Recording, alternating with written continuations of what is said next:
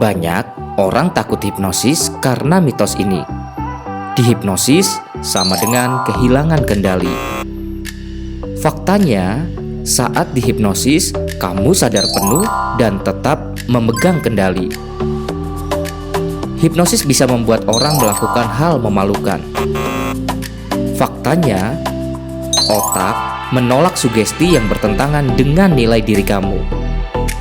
Hanya orang lemah yang bisa dihipnosis. Faktanya, justru orang dengan fokus tertinggi yang lebih mudah masuk dalam kondisi hipnosis. Hipnosis itu tidur. Faktanya, hipnosis adalah kondisi fokus mendalam, bukan tidur.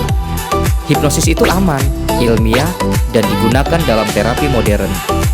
Follow untuk edukasi hipnosis dan self-healing lainnya.